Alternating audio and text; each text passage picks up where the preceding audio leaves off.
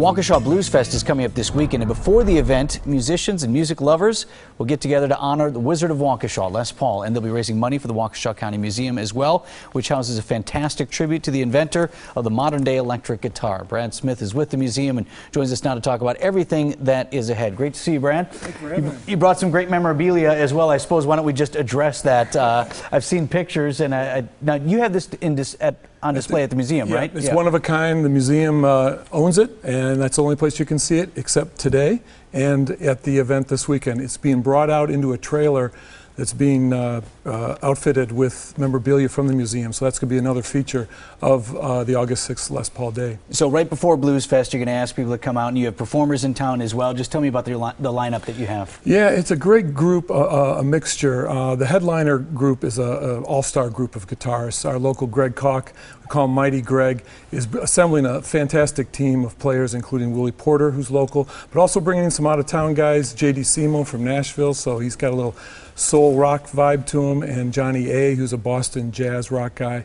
And we're very pleased that Rick Nielsen from Cheap Trick is going to join that group. He's going to be at the end, and he has 2 tour dates, and he had August 6th open. Perfect. And we went for him, and it's also a testimonial to the music community's appreciation of Les Paul. He dropped everything to be there, and that's really what this is about. And it has to be live music. We got to be in Les Paul's backyard, and it's going to be a heck of a show. And you'll be raising funds for the museum. The exhibit that you have going right now, if people haven't checked it out, I mean, it's phenomenal. It's that whole floor up there. We're walking around, took my kids. They really enjoyed it. Very interactive about that way. it. But yeah, they get to touch stuff and look at stuff, and it's great. Thank you. What I really like about it is that Les Paul's quotes are all throughout the building. You feel like Les is giving you the tour.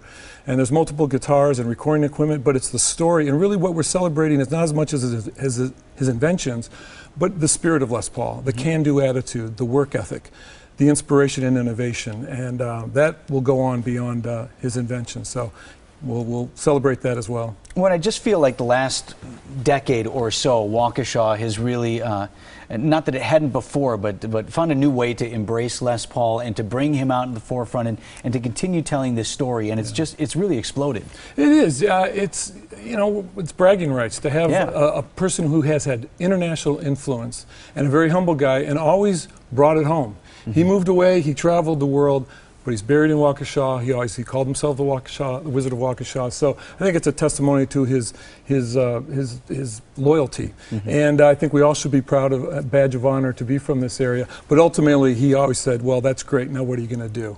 And that's the spirit. We have a robotics club that's going to be at this exhibit, by the way, and also a strum-along at 5:30. We're inviting kids of all ages with guitars to strum along to songs at 5:30, and they get a sticker saying, I played the Les Paul 100th.